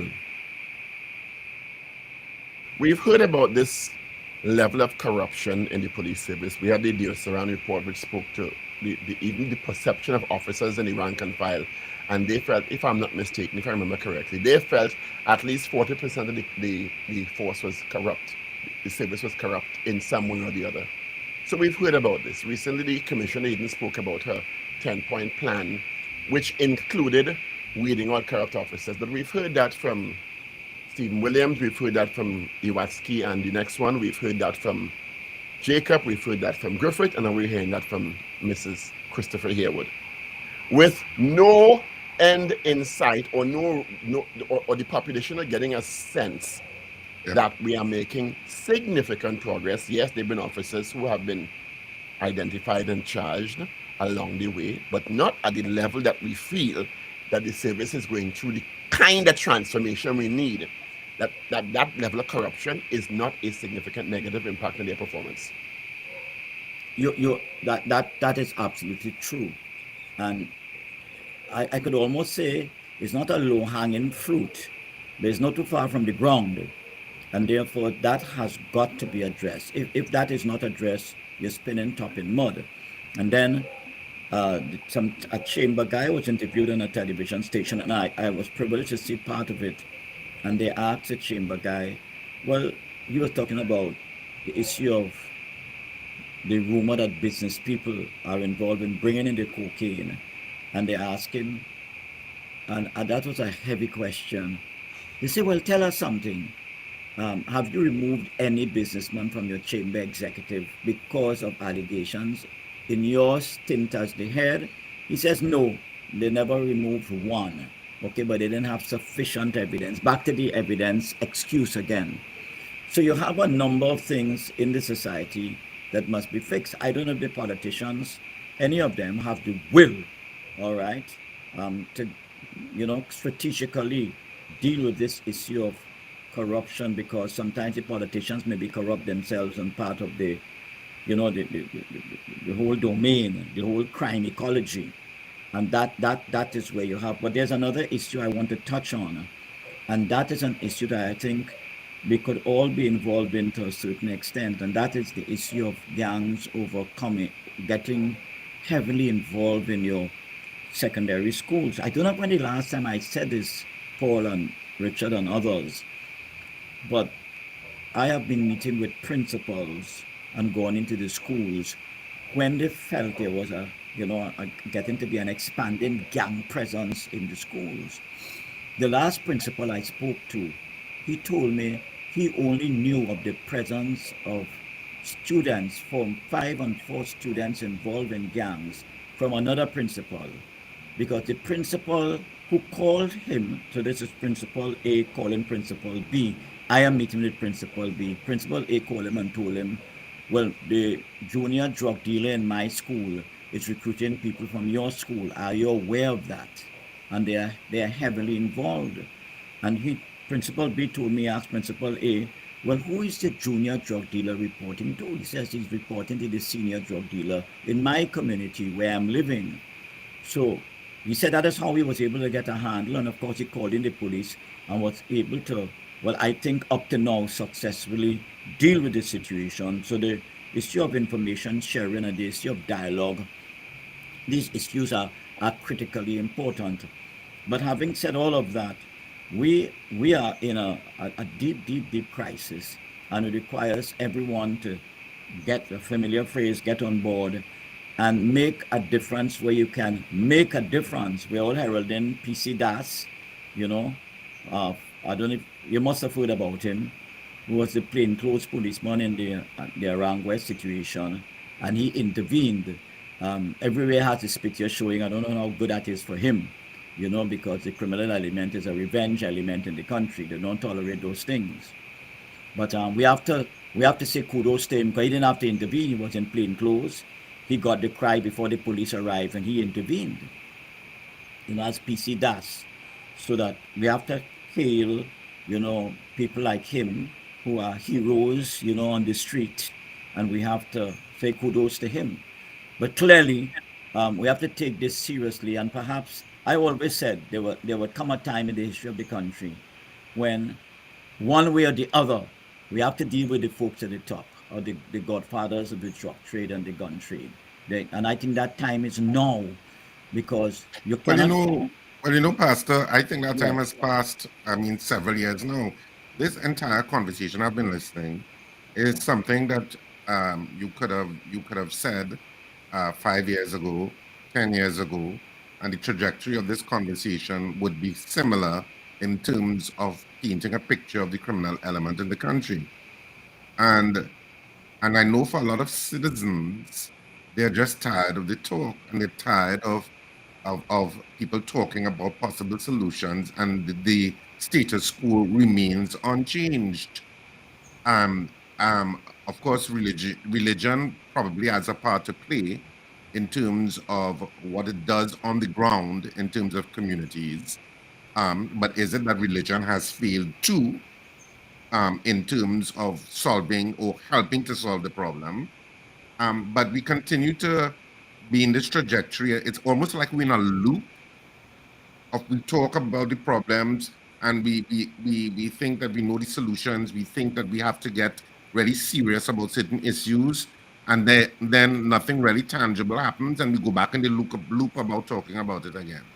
I don't know how we get out of this loop. How do we get out of it? Well, Richard, I believe all of us have to accept the level of responsibility that comes to us. I know parents and the church have become the chief whipping horses now, Brother Paul, you know what I mean? And the politicians seem to revel in that as the way forward. But clearly, where there is responsibility, we have got to, I want to admire a businesswoman who came to my office and brought her nephew. I asked the nephew to give me the name of the drug dealer, and he refused to. But this guy, is on heavy cocaine to the point where in my office, when they brought him, he was trembling. He couldn't not tremble. So when you see that, that is the withdrawal coming on him right there. And withdrawal takes place in different forms. But clearly, the best we could do, Richard, in answer to your question, is ask for all of us who share a certain level of responsibility, some more than others, to take that responsibility very seriously. And we have to ask those in authority not to betray those who accepting the responsibility, whether it's a volunteer, a social worker, a pastor, a business person, that trust is not betrayed. I believe there are two major issues in the fight against crime that must be addressed. And yes, we could say it 5 years ago and 10 years ago. One is the issue of trust. All right, there's a decaying level of trust in this society, and that has to be rebuilt. And secondly, we have to have the courage. I told the police commissioner what we need to do is to pray for courage. All right, so we can play the role we have to play in our communities and outside of our communities. If you recall, this guy was shot, Lily Payne's grandson. But I had heard from the manager of rehab center, who was once a client of hers in Arima, that one of those boys was cutting cocaine like a man from the time he was 10 years old. And what I'm saying here, and I believe it's something none of us could miss in any discipline, church, police, politician, is that the criminal element has done a better job of recruiting the 12-year-old and the 14-year-old and the 16-year-old. And we have stood by sometimes and let it happen, sometimes because of fear, sometimes because we don't want to be consistent in our intervention. And I can tell you, with beyond a shadow of a doubt, as one of the few still in the hotspots, that there's a shrinking number of people in the hotspots. And one of the reasons is they feel, well, you know, you're hitting against a wall. You're not getting the support from those in authority that you should get. And unless you have that life commitment to the fight against crime as a volunteer, as an ambassador, you are going to be in a serious bout of depression. But the courage has to start with the authorities. You know, I saw a newspaper article last week which identified 2,500 to 3,000 students dropping out of the system every year, which I raised 5 years ago, I raised 4 years ago, I raised 3 years ago. With no significant intervention from the education ministry. So it's a story again, just like Richard, these recurring decimals of stories we hear, and that understanding that when people raise these issues, forget me, it is not that they're trying to make the government look bad, it's that sometimes you identify an issue that you know is a critical component in the overall multidimensionality of crime. If you have 2,500 students falling off between primary and secondary schools, you have a significant country because it's 18,000 transitioning every year, right? Where are those 2,500 going? Why have they dropped out? What are they doing? Are they productively engaged? Is there something that the education system didn't know to engage them productively? Is there something else we can introduce them to? These are the things that when you raise the issue, we should as a country soberly address. But it's not happening. So in the last 10 years, think that if it's 2,500, it's easily 12,000 plus have not had a full primary and secondary education or secondary education. And what position does that put them in surviving in this country, in this world? And how much more vulnerable are they to criminality? And that's the basic issue here. And then even some who go through the 5 years, go through at such a menial level that they may have well have dropped out. Because they, I think Paul, you're making a valid point, and I think from a larger perspective, it's about the issue of hope and investment in the country in which you live. And I think a lot of people are hopeless or feeling hopeless, and it almost feels as if that poison, and let's call it a poison, that poison of hopelessness has also infected, to a certain degree, the people in charge of solving the problem. And so it permeates the society that we feel that this is it, and we come back to the whole loop, because that issue of trust, and which you talked about, Pastor, which is connected to hope and the social construct of where the country is moving, and an investment in Trinidad and Tobago moving forward in a particular manner where everybody has some level of investment that their future is here. But if it is that you have a certain portion of the society feeling hopeless about the future or not feeling invested in the future, then you're going to have this kind of stasis where people feel incapacitated to deal with the problem. And I think some of the people in the state machinery whose task it is to deal with the problem are part of that group. That has to be the only explanation. Yes. Well, let me go to the St. James Police Club with Officer Shabadi, because we have just finished the recruiting program. And there are groups like that. Avenel Hector is another great example in the hotspots, I could tell you. You talk about hope. And if we could get 20 like both of them, Shabadi and Hector, it would make a very significant difference. But so that you have people who are overrun, who are in the hotspots, they're not in any office, and they're making a desperate effort to help. So we have to keep, applauding those folks who are doing that and try to get other folks to join them. This pastor I met in Kelly Village on Monday, Easter Monday, the family sports, is a critical example, and we have to up the ante for people like that. So there are people like that, and we need many more. But the issue of the absence of hope, to my mind, is the greatest issue you have raised here. And the more the authorities, and we have to be careful about something, because there's a narrative that sometimes the politicians, I see Archbishop Gordon fell a prey to it. I mean, I'm sorry to say that, because you have to be careful when you're talking about people, mentioning the negativity. It comes like when people identify issues in the country, they're not patriots. You know what I mean? So they are condemned. In other words, shut up. About what you actually say. You're bad talking the government. You're bad talking the government. You're UNC. That kind of thing. And that is when you're raising valid points. Yes, of course. So that is something we have to watch, because what you could do is further discourage people, all right, who are in the trenches, the shrinking number of us, and who really have a heart, to pull the young people out. And so you have there are a few groups coming on board now. What I think we are not doing, and the state has to do, is the leaders of these groups have got to be affirmed. Recently, I had a chat with a government minister, and I said, I was just thinking, we went through COVID and we're running a rehab center, to mention one of the initiatives. We never applied for help. You could help me? And the government minister told me straight, I have to get more information. I say, of course, I'm trying to establish a dialogue. And that was the end of the dialogue, I should tell you. That was the end of the dialogue. So I want to appeal to the authorities. There are people who are willing to help. They don't have the kind of resources, but they have a track record. Because many times politicians spray money, especially on election time, with people who have no track record, but they're just supporters. Some of them are blind supporters, this kind of thing.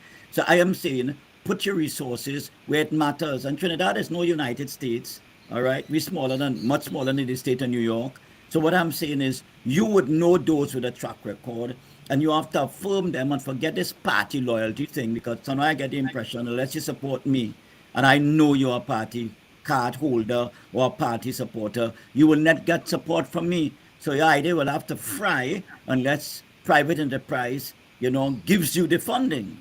And that kind of thinking has got to be erased from the mentality of our leaders if we have to move forward, and we have to move forward now.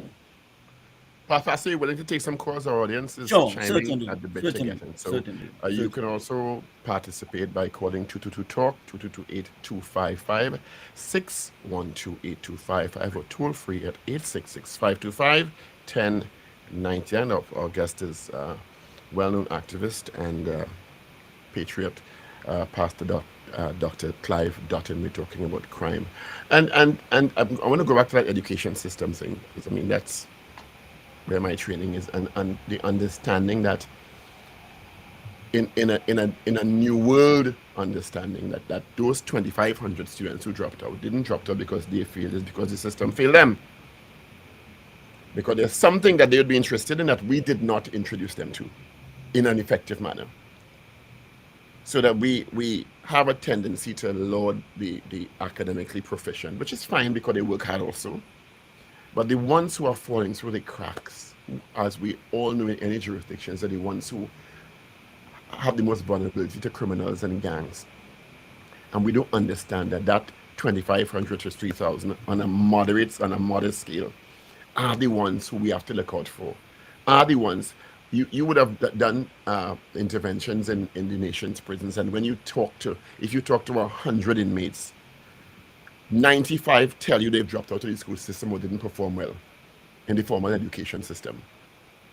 We have this data from around the world, yet we don't understand that is where the real fight is. That's where the real fight is. If we don't want to be talking about this in 10, 15 years, that's where the effort has to be. But we don't seem to get that. No, we don't seem to get it, and we don't seem. I don't see a willingness. Now, I am here. We have a Ministry of Youth and National Service, and there was a time last year when National Service, the ideas were being floated around. You hardly hear a word about that. A word about, yes, there are complexities in terms of the multi-religious, multi-ethnic level of the society, and perhaps, folks, we should look at what the Sat Maharaj's relative said, Vijay Maharaj, his son. He told the Prime Minister, we are not failing, it's you are failing. You are failing us. And I felt, that was his first heavy, significant statement since the father died. And he has taken over. So well, his father said the same thing, and it's not only about the Sanatan Dharma. I think we have a call. I think we have calls on the line. So if we could just take some. We actually do. So let's get off this call. Good morning. Good morning, Pastor Dutton. Good morning. Morning. Pastor Dutton, I live in the United States, New York. To date, we have 146 mass shootings in New York City using high-powered rifles. And with the infiltration of high-powered rifles in the country, what advice would you have for the security forces to avoid this? Because, our young people, they are looking at television, they're looking at the news, and they're seeing all these games, these violent games out there, this picking them violent. So what advice would you have for the security forces to avoid this kind of, because I know it's gonna hit home. Because look at what happened in St. Lucia over the weekend. Guys are going after people's families right now. Have a great day. All right, Yes. thank you. Well, Pastor? I want to tell you, there is a Caribbean disease in terms of guns entering and drugs. St. Lucia has been on par with us for a good while, and you hardly heard anything. I went to Vieux Fort, and I thought I was in Laventille. I must tell you, in St. Lucia, I spent 5 weeks there. So that there is a case to be made out to get those guns off the street and off their hiding places. And I believe Barbados is having a major problem with all Mayor Motley's chats internationally. Barbados is having a massive issue. I went to Barbados, spent 5 weeks there, and their houses that are not being inhabited, multi-million-dollar houses, because the owners cannot come back to Barbados because there's a death threat waiting for them. So it's CARICOM has got to look at this very seriously. But no country in the Caribbean manufactures guns, none. So all of them are imported. So all of them speak to compromise at the customs level, at the immigration level, at the police level. We just have these problems that we have to, develop the courage and the fortitude, with the help of God Almighty, of course. But, we have got to do what we know we have to do. Otherwise, we should resign these positions. Yeah, we have another call. Good morning. Good morning, gentlemen, and good morning, morning. to your guest, Pastor Dutton. Good morning. I listened to yesterday concerning the crime being committed by these Venezuelans. And Pastor Dutton, I don't know if you have noticed it, but we are seeing where these Venezuelans who were given registration card by the Minister of National Security, and he said if they are found involved in criminal activity, they're going to be deported. And we are seeing a surge of Venezuelan nationals involved in criminal activity. You're seeing them in videos robbing people, they're shooting. I remember there was a young girl who pelted a bottle at one of our local radio DJs and bust her face on the avenue. And I am calling out Yacina Gonzalez to talk to your people, because I was annoyed when Stuart Young started giving them registration card. Okay, that is under the bridge, it happened. And you can't tell me we allow you all to come here. We already have our local criminals. And you are telling me Venezuelan jumping the dance too? And coming in, guns coming in, all with, imagine the police got some illegal honey. Your question, Digger Martin. So I am asking Pastor Dutton, I think she just wants to have us benefit to extent. Venezuelans involved in criminal activity in our country right now. It is unacceptable. You all have a blessed day. All right. Thank you so much. Good morning. I am asking Pastor Dutton. Good morning, caller. Hi, good morning. Good morning. Sorry about that. I was still listening to the radio. My question, I'll call in blind. I just tune in on my phone. But really my question was, I'm glad Pastor Dutton is there. I'm very glad that he's there, because my question stems off of something that I spoke about yesterday. I only saw the video last night. Pastor Dutton, what is your opinion about correct me, forgive my mispronunciation, because I don't get it. I didn't get it right. Yes. What do you call the name?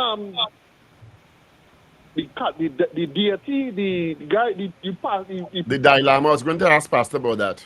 The Dalai Lama. I was going to ask the pastor about that before he left. What is your opinion on the Dalai Lama and the young boy with the... Yeah. But Paul, only when I saw it, I recognized is what appeared to be hundreds of people was wrong. Yes. That's when it was done. And guess what?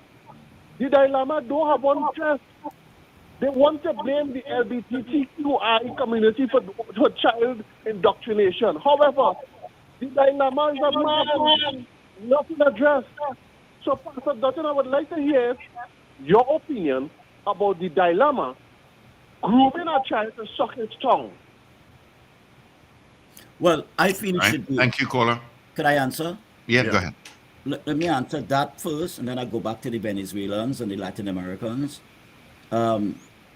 I believe the Dalai Lama should be in jail.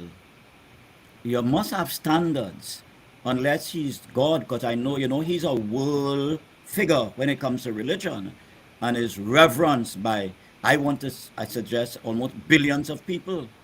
And therefore, there's another fall, a tragic fall of a role model. And I believe that guy should be arrested. This is child abuse. I mean, to put it any other way is to avoid the issue. So, as I told Richard yesterday, if he or I were in that position, we'd be in handcuffs or in a cell now. Exactly. So I believe it's a tragic fall of a reverenced international role model, and I believe he should be in jail. On the issue of the Venezuelans, listen, this is a global village now. Let me tell you something. Social media, travel, air travel, etc. So you will have that. But let me just give you two dimensions of this. Number one, there are criminals here, where they come from Latin America or Colombia, and I understand the Russian element is impacting upon our situation here too. You're going to have foreign people involved, and they'll be sucked up. Once they have skills, they'll be sucked up by the local criminal element. That is a fact. That is not happening in Trinidad alone. It's spreading right through the Caribbean, from the Virgin Islands, come right down where I work also. The second element is that you have the Latin Americans who are nurturing the criminal empire. So what you have, they're not alone. There are a few crimes that are committed by them, yes, alone, but they are engaged and enlisted also by the local criminal elements, and we have a lot of them. And I wish one day, Paul and others, we discuss the issue of religion and criminality in terms of perpetrators, who use the guise of religion, are involved in high level of criminality too. That is a topic I think that we are not really confronting, that has to be confronted, because you have known assassins, and some of them carry the veneer of religion on them, and they are controlling heavy dens of crime in this society also, so that I hope one day we could really look at that without people saying we targeting religion or targeting my profession, but clearly that is something we have to look at very seriously in this society. For those who may not have seen the dilemma, let me just play the clip for you all.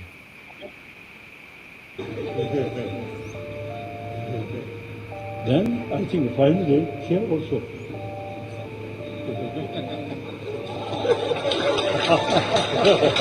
They're laughing.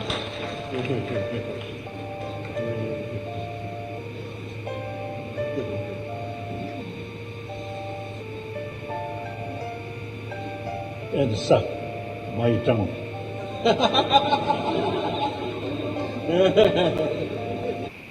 That's one of the most disturbing things I've ever seen.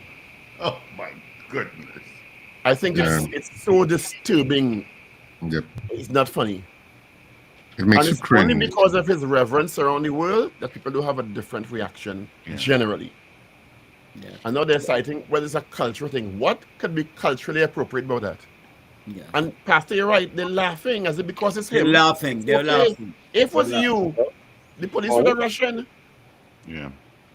We have a call, gentlemen. Good morning. Hi, good morning, good morning. Good morning to everyone. Pastor Dutton, good morning to you. Morning. I listen to you every time you speak on this show. Now, I have to be careful calling. I'm calling from New York, and every time I call in, there are people in Trinidad who get annoyed.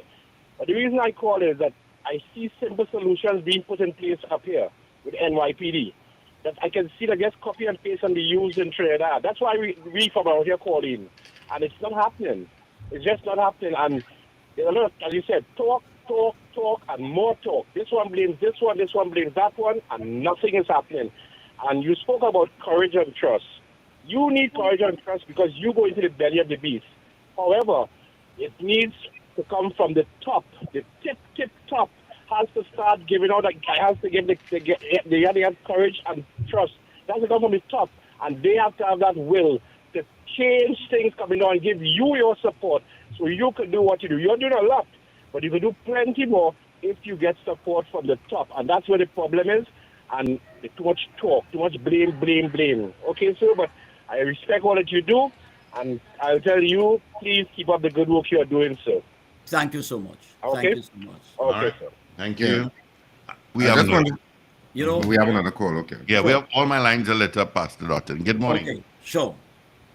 Good morning, gentlemen. Good morning, Pastor Dutton. Good morning. Pastor Dutton, I want to ask two questions. Do you feel a gun amnesty and severe punishment for anyone caught after that amnesty has passed with illegal guns? And do you feel that the government should go along the line of national service and all the youths who are linemen by the street corners doing nothing? So if you don't want to do national service, you have a boot camp. Because there are too many youths we see out there, especially something is wrong in certain areas. They come out, their pants hanging down below their waist, the bottom of the pants, that the hair pull out all over the head, and you in a quick time they come out like ants from a hole. Why aren't they doing anything constructive? Because the government offer a lot of courses, you know. They just don't want to go, just want to get guns and commit crimes. So I want to know what you think about that. If you think the government should move quickly to institute some kind of forceful action. This is serious. Thank you. Yes. I am a strong supporter of national service. But let me just tell you something to all the callers. I was on an ex-media house and a government supporter attacked me. And he was totally lying, because Martin Joseph, he said I obstructed Martin Joseph, all right? And I attacked him on the issue of national service. That was just a PNM sycophant. I never, in fact... Don't dare have a different opinion, you know. Listen, Martin Joseph was no supporter of national service. Let me be quite frank here. And the Iron Dependency guy, you know, Garcia came out and said that's straight. They say you're attacking the pastor unfairly. And that is part of the problem with our society, the myopia from the sycophants. But I am a supporter of national service. I believe in a plural society, the approach has to be somewhat different, but I am a supporter. And part of the problem is if you have a Ministry of Youth and National Service, well then that means that's part of your strategic plan, hopefully, and therefore it should be implemented. So I'm a supporter of national service. The gun amnesty, it hasn't worked very well in many places, okay? But I'll be open to any idea, and I think the government should be open to any idea that could, you know, have an impact. But you just can't talk about it. If you want to do the gun amnesty, go to gun amnesty. I should tell you what is happening though. The reality is that some folks take the money they get with the gun amnesty and they give in the guns and they buy more sophisticated weapons. That has been a global analysis of some areas that have had gun amnesty. So it's not the big solution that people think it is. All right. Yeah. I just wanted to address the xenophobia with regard to Venezuelan nationals who would have been registered by the state. This was done on the basis of humanity and of what is taking place in Venezuela. There are hundreds, if not thousands, of Venezuelans in this country and from other countries, including Cuba, who work every day, just like Trinidadians and Tobagonians, and contribute to this country and are not part of the criminal element. I agree. Like Trinidadians, Because go there to are New York some, and London, I agree. and all because over there are the some who are world. part of the criminal element, you can't use any big broad brush and want to discriminate against all because of the miscreants who make up a small number. The same thing happens to Trinidadians and the Begonians when our people are abroad. So if a Trinidadian commits a crime or commits some sort of offense in London or in New York, Should back all Trinidadians. would you want all Americans saying all Trinidadians are criminals? Get them out? Xenophobia. Yeah, When I'm glad you touched that, Richard. I'm when glad in you doubt, touched that. choose kindness. If you don't know how to And yes, there are some deal with a Venezuelans problem, who are sit down. engaged in crime, but the vast majorities, to my knowledge, are not involved in crime.